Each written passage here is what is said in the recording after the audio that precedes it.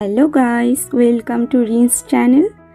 আমার চ্যানেলে সবাইকে স্বাগত। আজকে ডিমের কারি বানানোর জন্য পটলটাকে কেটে নিলাম। এখন পেঁয়াজটাকে কুচি কুচি করে কেটে নেব।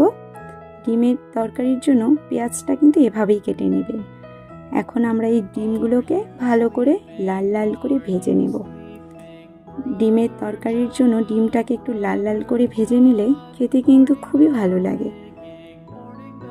এখন আমরা এই ডিমটা ভাজা হয়ে গেলে নামিয়ে এবার কড়াইয়ে আমরা পটলটা দিয়ে পটলটাকে একটু নুন এবং হলুদ দিয়ে ভালো করে ভেজে নামিয়ে নেব। পটলটাতে দেখুন, পটলটাতে আমি নুন দিয়ে দিলাম, হলুদ দিয়ে দিলাম। এখন একটু নাড়াচাড়া করে কম আঁচে লাল লাল করে ভেজে নামিয়ে নিচ্ছি।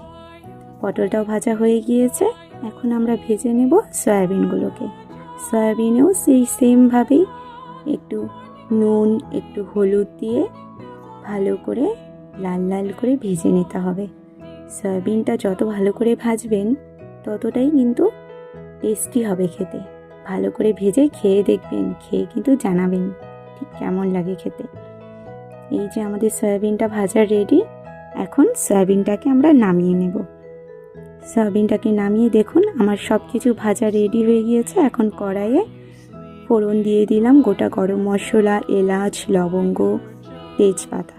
এগুলো ফোড়নটা হয়ে যাওয়ার পরে পেঁয়াজটাকে দিয়ে লাল লাল করে পেঁয়াজটাকে ভেজে নেব কিছুক্ষণ। যখন আমাদের এই পেঁয়াজটা লাল লাল করে ভাজা হয়ে যাবে তখন আমরা অ্যাড করে দিব আলু। এই আলুটাতে আমরা লবণ স্বাদ মতন দেব, ঠিক যতটুকু তরকারিতে দেবেন স্বাদ মতন এখন দিয়ে দিলেই হবে, পরে আর দিতে হবে না লবণটাকে। এখন লবণটা দিয়ে হলুদ দিয়ে ভালো করে নাড়াচাড়া করে এটাকে ভেজে নিতে হবে। আলুটা ভাজতে গিয়ে আমার মনে পড়লো আমি কাঁচা লঙ্কা অ্যাড করিনি, পরে কিন্তু আমি কাঁচা লঙ্কাটা অ্যাড করে দিয়েছি। কাঁচা লঙ্কাটা দেবেন, কাঁচা লঙ্কাটা দিলে তরকারির স্বাদটা দ্বিগুণ হয়ে যায়। এখন আমি বাটা মশলা এখানে অ্যাড করেছি, জিরে গুঁড়ো, লঙ্কা বাটা, রসুন বাটা, আদা বাটা।